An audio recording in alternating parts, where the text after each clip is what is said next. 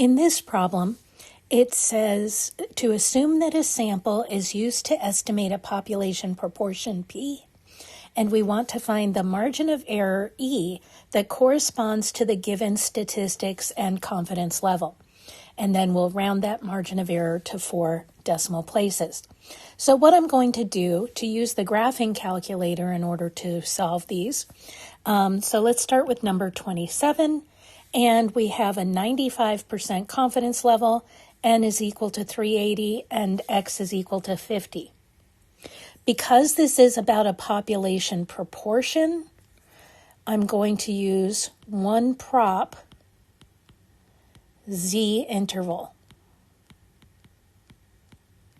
And we get to there by pressing stats,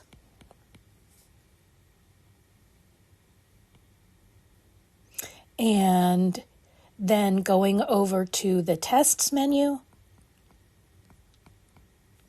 and scrolling down to one prop z interval. So once you get to there, you'll see this window, and you can see I've already filled in the values of x and the confidence level, and then we'll go ahead and choose calculate. And I get my results. So first we have our confidence interval, and then we have our point estimate.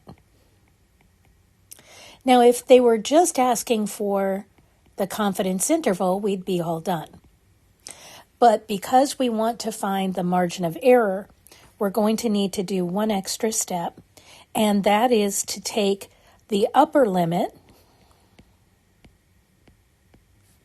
minus the point estimate. So that's going to be 0.16557 minus 0.1315. I'll just round that to 8. We're only going out to 4 places, so if I've got these both rounded to 5 places, that should give me an accurate answer. And when I subtract, then I will get 0.0340 when I round to 4 places. And so that's my final answer. Now let's take a look at question 28, which is a little bit more complicated. Okay, so now we're looking at number 28, 99% confidence.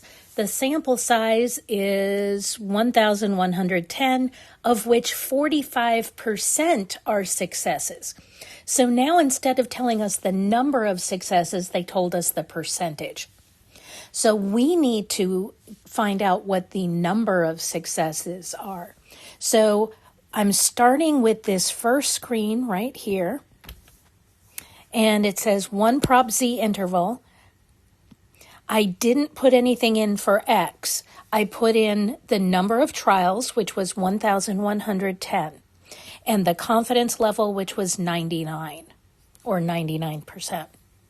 So to find the value of x that we don't know, we're going to take 0.45 times the sample size.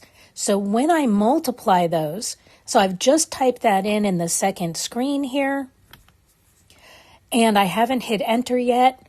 Once I hit enter, then it actually calculates that for you, and we get 499.5.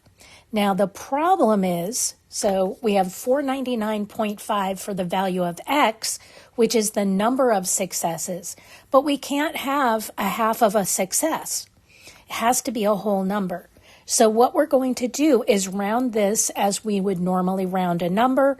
If this was 499.1, I would make it 499, but because it's 499.5, I rounded that to 500.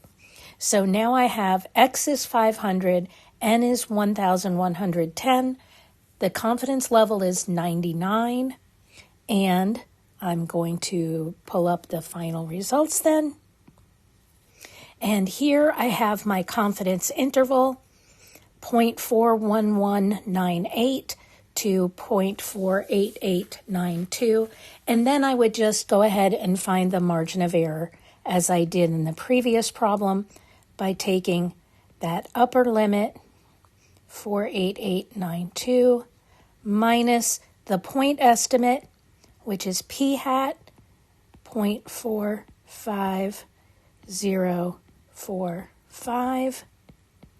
And when I do that, then I get 0.0385.